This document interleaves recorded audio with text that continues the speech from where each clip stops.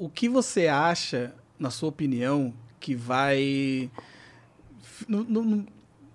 acabar com o racismo no Brasil? No mundo, ou no Brasil? Momento invertido do Momento microfone, invertido. tá ligado? Ó, é apresentador também de podcast, tá ligado? O cara já, aqui no ar, o cara já chega sentindo o entrevistador também, tá ligado? Me vê esse questionamento. Não, eu acho primeiro, eu acho que não vai acabar. Eu acho que assim, sempre vai ter gente racista, estúpida e tal, e sempre vai ter. Eu acho que a gente está num processo, né, num processo de mudança de imaginário. Certo. Então, tem uma coisa que eu chamo... que o Ale fala que eu só troco de nome, né? Mas assim, tem uma coisa que eu chamo de cultura de subalternização do negro. Então, a sociedade brasileira vê o negro como subalterno. Tá. E isso tem uma série de consequências, que alguns vão depois chamar de racismo estrutural. Então, a minha discussão é exatamente essa. Não é só semântica. Eu tenho uma concepção filosófica a respeito disso. E eu acho que existe uma cultura que fomenta a subalternização do negro. Então, por isso que a nossa questão aqui de trazer, botar um painel e tal, e eu faço isso muito, a Lei também me conheceu assim, porque eu trago muitas figuras negras importantes da história brasileira e tal, então falo dessas pessoas. Tem o curso que eu tenho aula sobre isso e tal. Então, o que eu acho é que a gente precisa mudar esse imaginário, e que isso é uma coisa que muda ao longo do tempo, com o trabalho, não é um negócio assim, não é por osmose, deixa rolar que vai mudar sozinho, não. Né? Inclusive, eu não sou um cara contra o movimento negro, por exemplo, porque eu vi as coisas acontecendo e muitas coisas aconteceram porque o movimento negro forçou a que acontecesse. Né? Por exemplo, botar mais negros na publicidade, que era um negócio que não tinha. E eu lembro da década de 90, o movimento negro, quando saiu a revista Raça, caramba, mano, olha isso aqui e tal. E assinar a revista, falar, isso aqui eu vou assinar com orgulho. Né? Então, eu vi tudo isso, eu reconheço tudo isso e tal. Mas eu penso que a educação de base é fundamental. Eu tô lá e tô vendo. Então, assim, tem que mudar o imaginário daquele moleque da educação básica. Sim. Porque é ali que você forma o cara. Né? Então, você criar ali... A gente até poderia chamar isso de educação antirracista, sei lá.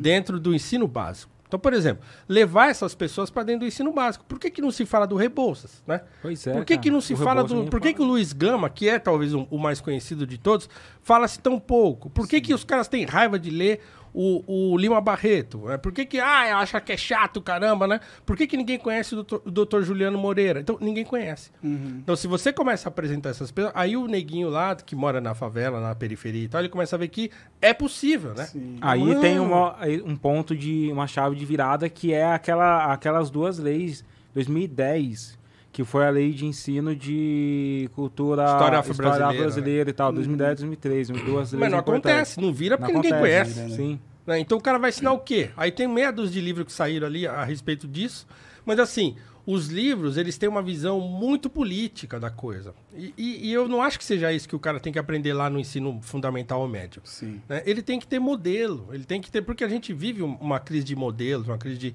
de representatividade no sentido mais pleno do termo, em que o moleque não se enxerga em lugar nenhum. Sim. Né? Eu lembro assim, quando eu era molequinho, tinha uma série de modelos e tal. Primeiro, começar pelo meu pai e tal. Mas tinha um monte de gente que eu gostava. Eu sempre gostei muito de ler biografia. Também.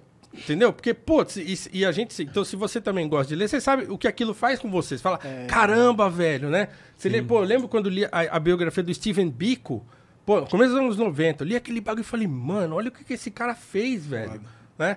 Então, aquilo mexe com a gente. Então, eu acho que assim o melhor caminho para mim é esse. Através da educação e através da mudança desse imaginário que subalterniza o negro. Quando você entrar num restaurante caro e ninguém ficar mais olhando pra você, tipo assim, será que ele é jogador de futebol?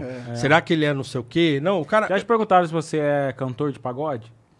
Não, os já caras me perguntaram toda hora vez, toda hora você parece com alguém. Não, já te perguntaram, né? Porque assim, preto estiloso, tatuado, dread, você entra num lugar que geralmente não tem preto, os caras, você é artista, é sério? Entendeu? É isso. Então, assim, é uma cultura. Sim. É uma cultura, e eu sempre repito isso, que o próprio Joaquim Nabuco, no seu abolicionismo, ele fala que a escravidão fossilizou no nosso imaginário essa visão do negro como subalterno. Ele fala, olha, e quando a escravidão acabar, é preciso desarmar todos esses instrumentos que fizeram com que isso se fossilizasse.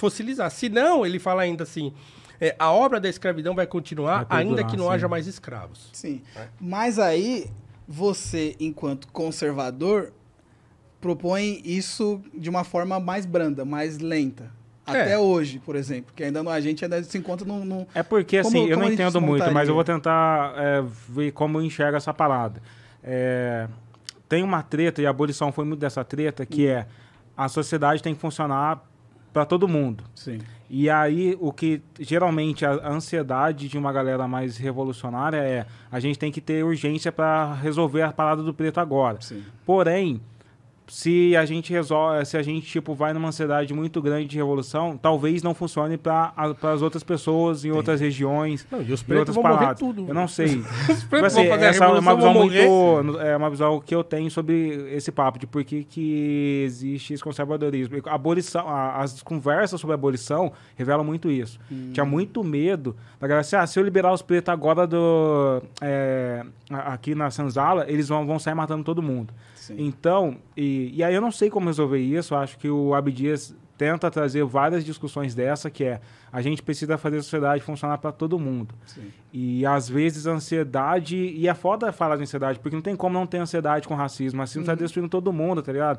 Então, eu não sei, cara, eu não acho que existe uma resposta, que a solução disso tá completamente do lado conservador, ou tá completamente do lado revolucionário, talvez. Eu acho que a gente faz pequenas evoluções. Evolucionário como uma sociedade, assim, de sair dando tiro e tal, eu não acho que isso vai resolver alguma coisa, tá ligado? E eu acho que a gente vai demorar, porque no final das coisas a gente vive numa sociedade que é a democracia, que é a tensão dessas duas, das duas ideias, tá ligado? A tensão de quem tá falando, vai com calma, e a tensão da galera que fala, eu não consigo ter calma porque eu tenho fome. Eu acho que é foda. Eu acho que seja conservador ou progressista, era uma parada que já devia ter acontecido antes, né? Sim. Não, eu também acho que devia ter tinha tudo para acontecer. Né? O problema é que, historicamente, a gente tomou uma bolada nas costas, né? Então, quer dizer, o processo de abolição foi abortado, né? Tinha uma obra a ser feita, né? O Rebouças encabeçava essa parada. Sim. E tinha todo um projeto para incluir os negros, para incluir a população escravizada, ou os ex, né, escravos e tal. Então tinha todo um projeto desenhado. Já do Patrocínio também queria abolir 20 anos antes da abolição. Não, os caras tinham um monte de ideias, um monte de projetos. O Rebouças tinha um projeto escrito de reforma agrária. Sim, né? Então tava tudo na mão dos caras. Mas aí nós tomamos uma bolada nas costas do golpe republicano, da proclamação da República, e em seguida os caras começam com um negócio de eugenia. Não, vamos branquear a população, não, isso o que. Abandonaram, a carta do Nabucco pro Rebouças. Os monarquistas pegaram bem com ele falando golpe republicano. Os caras gostam, Não, mas foi um golpe, né? Foi um golpe.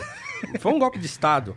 Mas a carta do Nabucco pro Rebouças vai adiantar um negócio que o Florestan vai falar décadas depois, que assim, os caras abandonaram os negros. Os negros estão nas ruas, entrando pro crime, entrando pro alcoolismo. Por quê? Porque os caras deram um golpe e abandonaram tudo. Esqueceram tudo, né? Então, quer dizer, essa bolada... E aí, assim, uma coisa que eu concordo com o Silvio Almeida, né? Porque ele fala que, assim, o racismo que a gente conhece hoje, ele é produto da República. Ele não é produto da escravidão. Sim. Então, e eu concordo muito com isso. Isso é uma coisa que eu concordo também, que muito dos estereótipos que a gente tem hoje vem da eugenia, tá ligado? Sim. Não vem exatamente da dinâmica, até porque a dinâmica da escravidão, ela acontecia quando o Brasil tinha menos de 20 milhões de habitantes. Agora, quando você conversa, vê o processo de eugenia, o Brasil já está chegando a 40, 50, 60 milhões de habitantes. E aí você tem toda a sociedade se mobilizando para falar, vamos esconder a imagem do negro. Não, estuda, por exemplo, a escola na transição do século XIX para o século XX. A quantidade de alunos e professoras e professores negros que existiam era altíssima, cara. E aí eles foram sendo discriminados. Complexo, Paulo, eu não sei se eu falei pra você, eu prefiro chamar o que aconteceu antes do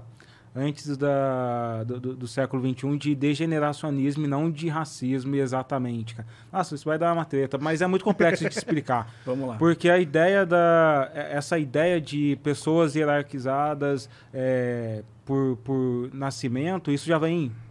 Sim. Isso, inclusive, ainda existe em outras sociedades e em outros lugares, inclusive onde as pessoas são da mesma raça, tá ligado? Degeneracionismo, determinismo racial, determinismo social, determinismo biológico. Então, quando você pega o movimento eugenista, eles são uma mistura de muita coisa. Por isso que você pode ter alguns abolicionistas que expressaram algumas ideias, tipo Abraham Lincoln, que lutou pela abolição dos negros, mas em um determinado momento, numa conversa, ele falava, mas os negros têm que ficar no lugar deles. Então, é um pensamento muito complexo do que a gente hoje enxerga como antirracismo. Hoje, a gente tem uma dinâmica chamada Racismo no Brasil 2021, que é foda, é complexa, e eu acho que era um pouco diferente do degeneracionismo que acontecia no século passado, que tem degeneracionismo geográfico. Os caras acreditavam que a galera do Sul era mais intelectual por conta do frio, que a galera do Norte, sabe? Tem muitos preconceitos que se misturam no pensamento daquela época. Não sei se vocês viram esses dias que saiu que agora a lei de injúria racial vai ser cobrada da mesma forma que o racismo. Sim, vai ser. Vocês acham que isso imprescritível, né? A lei. Vocês acham que isso vai mudar alguma coisa? Porque, para mim, o que vai mudar é a forma que as pessoas vão interpretar o racismo para continuar todo mundo, não prender ninguém, tá ligado? Então. Não, isso não é racismo mais não. Isso não. Eu acho que... Assim, eu sou sempre contra esse tipo de iniciativa que tenta forçar uma situação. Então, eu já acho que essa lei não funciona mesmo, porque eu acho que quando você coloca uma lei top-down, agora racismo vai ser crime. O racista não vai parar de ser racista, ele só não vai mais falar, ou ele vai falar na casa dele, ele vai então, assim, não é uma coisa, por isso que eu acredito nessa mudança de imaginário. Sim. Né? De mentalidade, assim, as novas gerações, por exemplo, pega os meus alunos, já tem outra cabeça, porque hoje os caras já veem muitos negros, né? Os caras olham para os Estados Unidos, acho que tem 70% de negros lá.